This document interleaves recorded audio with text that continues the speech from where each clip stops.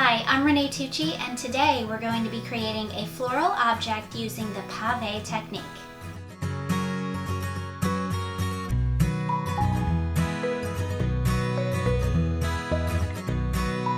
You might be wondering what a floral object is. Well, in the industry it's also known as a F.L.O.B, and it is a contrived design using natural and man-made materials. And it takes the characteristics of a sculpture because we often have to carve a sub-material, foam, styrofoam, something like that, and attach floral items to it so that it can become a floral object. Today's floral object is the iconic shape of the heart, and we're going to use floral foam to create it.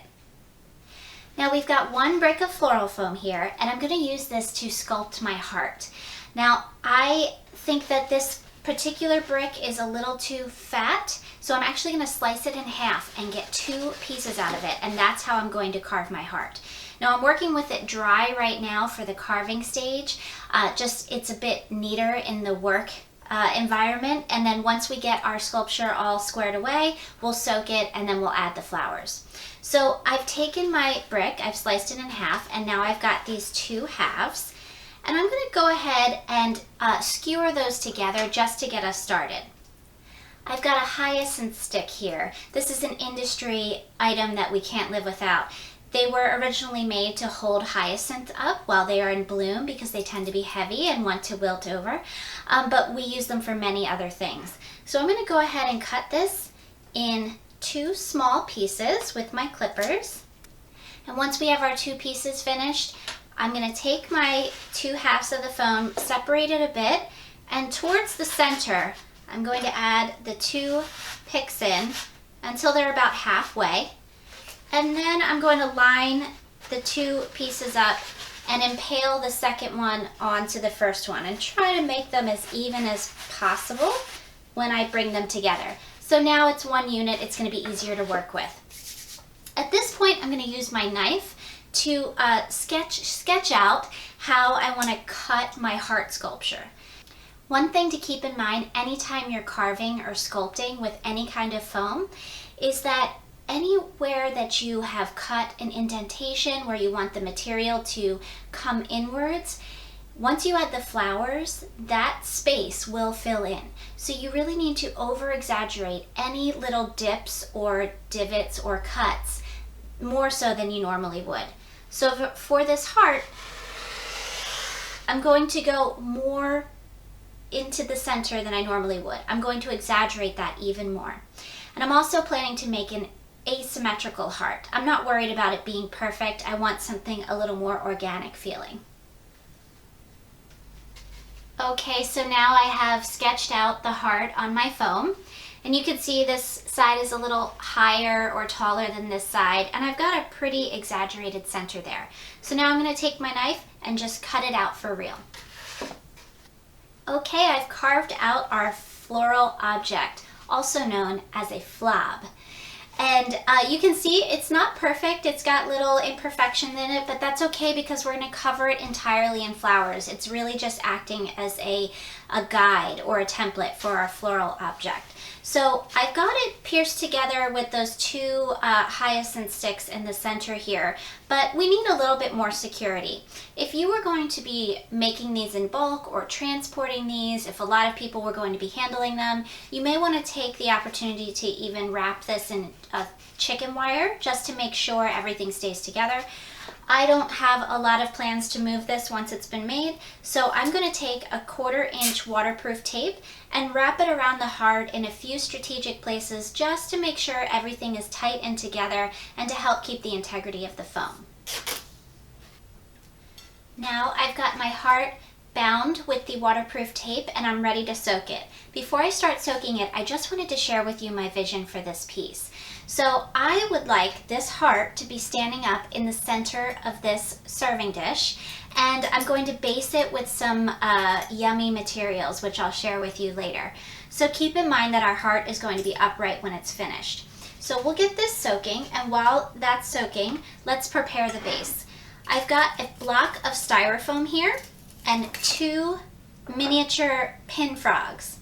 So the thought is that we will adhere the pin frogs to the bottom of the dish using a double-sided adhesive close enough together that our piece of styrofoam can be impaled on top of them.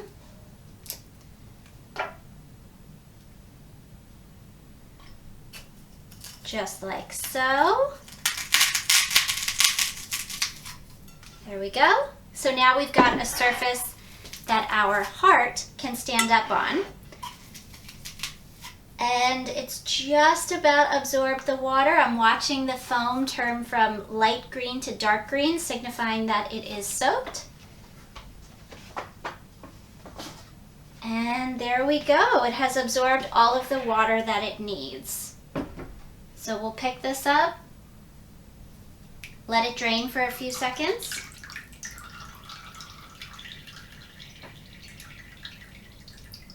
And just get an eyeball look of how it's coming along. Yes, I think this is going to be just fine. All right, so we'll set this aside, and now we're going to work on flowering our heart. Okay, it's time to add the flowers to our F.L.O.B, our floral object, our heart. I'm working in just the lid to a Tupperware container because as you add the flowers, you may experience some water loss, and I just like to keep my work area neat and tidy.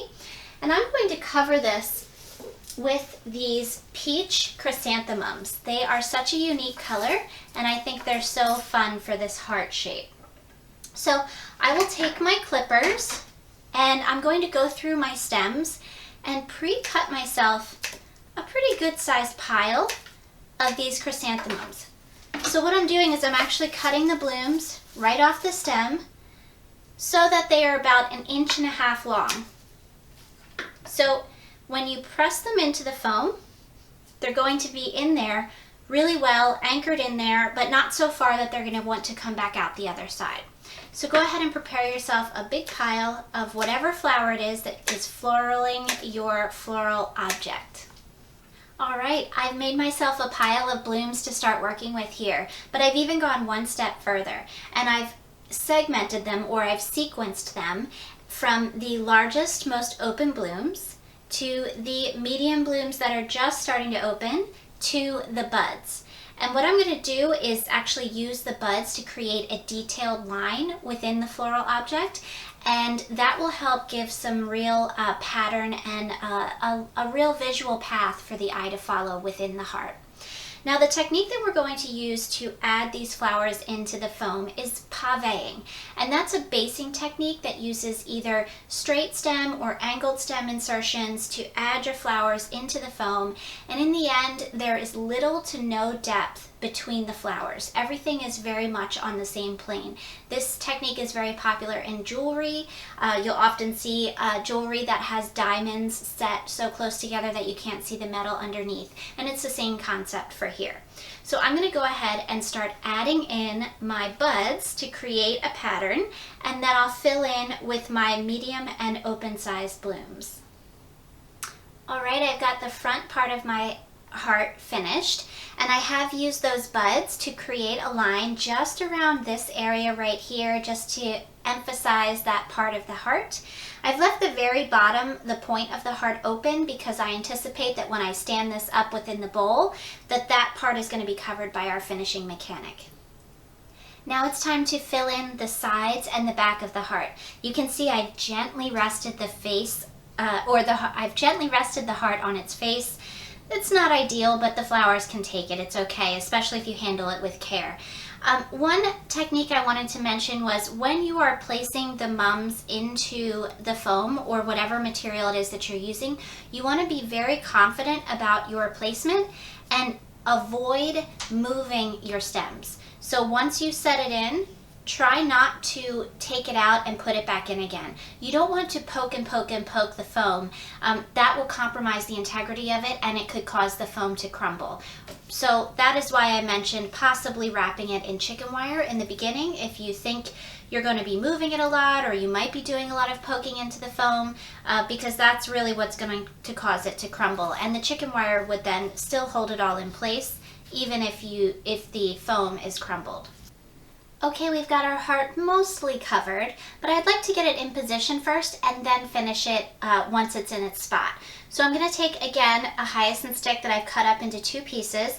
I was careful to cut it to make sure that there's an angle on each end. That will make for the piercing or impaling much easier.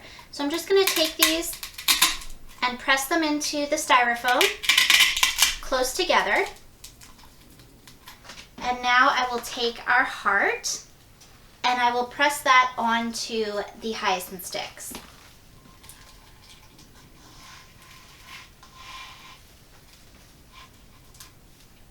And there you go.